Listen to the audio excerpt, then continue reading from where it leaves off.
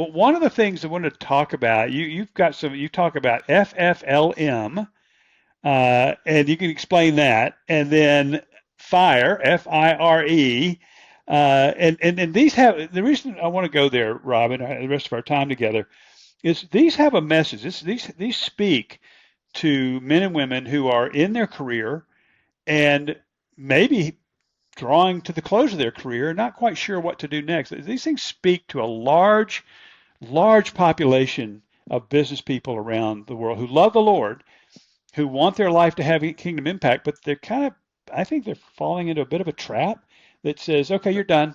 Punch your card and go to the locker room. We'll get the next Yeah. guy in here. Yeah, I think the fire movement right now, that financial independence, retire early, that I think is actually getting a lot of young folks too, right? So they're getting young folks who want to, let me save and I'll basically not spend anything for all this time, build up this nest egg so I can retire early, so I can get out.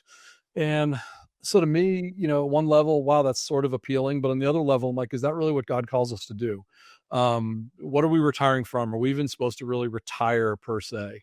Is that a biblical concept that we see? So I wrestle with that an awful lot. I wrestle with the independence portion of it. Are we as faith-driven people supposed to ever be truly independent, or are we? I think we're really supposed to be like interdependent, right? We're dependent on each other. We're dependent on the Lord. We're dependent on a lot of things to succeed in life, and what does that success look like? So yeah, so I like the concept of, kind of like I said, being financially flexible to live missionally.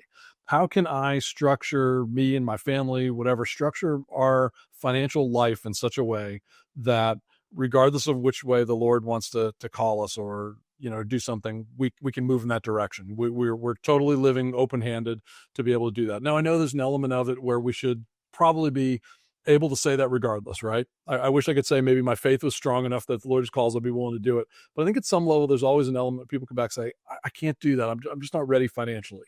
So how can we, with God's help, prayerfully structure our finances in a way that gives us that ability to say, yeah, God, wherever you want me to be. If you want me to pack up and move to Topeka, Kansas to go along with a church plant, I'll go. If you need me to move across the world, I'll go. If you need me to stay right where I am and just do something differently, that's fine. I'll do that too. Like, just, it doesn't mean we have to do something, but how can we be flexible enough and structure things in a way that allow us to be responsive to the urgings and leadings of the Lord? I think about as you're talking, Rob, I think about Jesus and saying, there's three different case studies where he says to one guy, follow me. And he says, well, hey, I've just bought a horse or just bought a field. Let me go check on it. So he's not ready, right? But the Lord said, I want you to come with me. But he didn't. He could have, but he didn't. Another guy says, I need to bury my father. I mean, these all three of these studies, and I can't cite the passage. I'm pretty sure it's in Luke somewhere, but I'm like the author of Hebrews. It says somewhere, right? And to me, all of those guys speak to all of us that say it's pretty rare for the Lord to say, hey, pick up, go, and that's the end of it. But it does happen, and I don't want to say it doesn't. It does. But the idea that I'm not even considering it, I'm not even open because I'm quote not ready. And I think so. This idea, what this F? Let me get this right here. I'll look at it. Say it correctly. FFLM, financial flexibility to live Yeah, it doesn't missionally. roll off the tongue. I wanted to Um, come up with this. So I kind no, of it look. doesn't. We got it. Did you I make have that no up? idea. I don't want to step on anybody's toes if they came up with it before me, but maybe. But I like the fire movement just rolls off the tongue. Everyone wants to be on fire, right? So maybe I said maybe the film movement, financial interdependence to live missionally. I was like, okay, that sounds a little bit better, but financial flexibility, whatever you want to do, it's fine, it's good.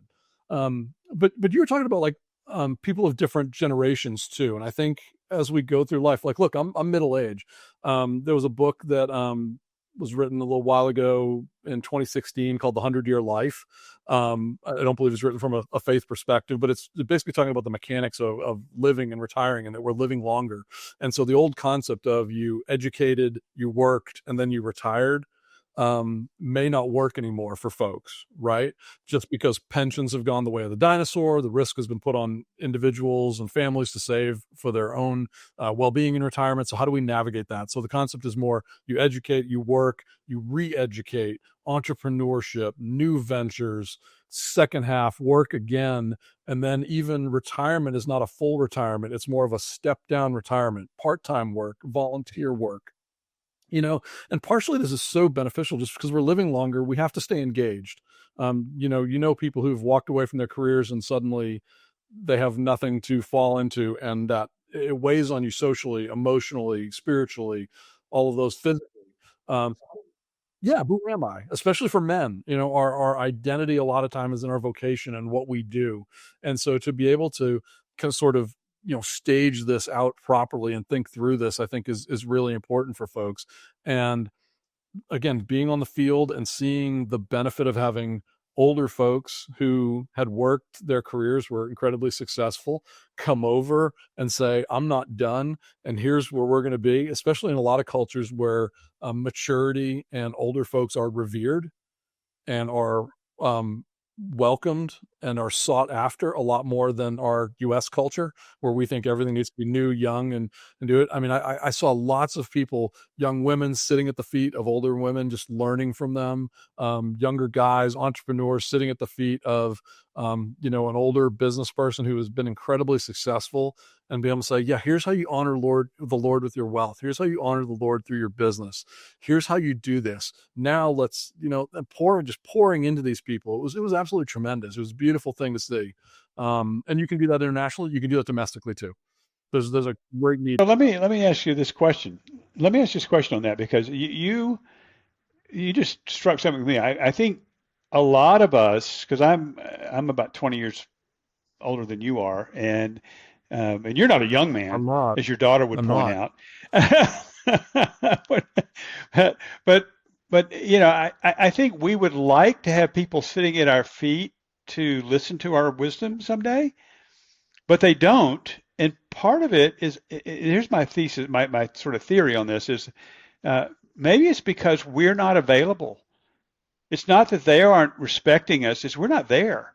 We're in the retirement home. We're at the villages in Florida. We're, cruising the Viking cruise up and down the Rhone River. I mean, we're not there for them to get to know and ask. I don't know if that's true, but something in me says there's more truth to that than I want to admit, which speaks to where you're going. This retire from what to Yeah, what?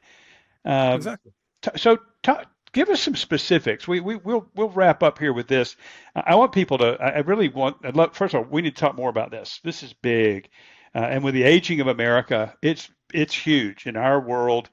The baby boomers. I'm a dead center baby boomer. I'm 70 years old, and I'm right in the middle of that. And we are retiring to the tune of tens of thousands a day are leaving the American workforce. Now that's a problem that's a problem economically for our country.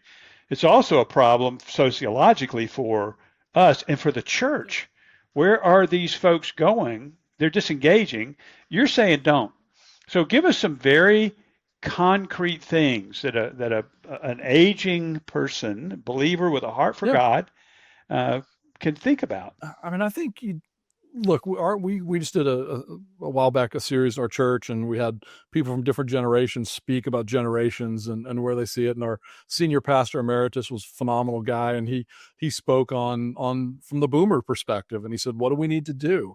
And one of the things he said was, "We need to stay engaged with people. They want to hear from us. The younger generation wants to hear from us, and like I said, we need to be available."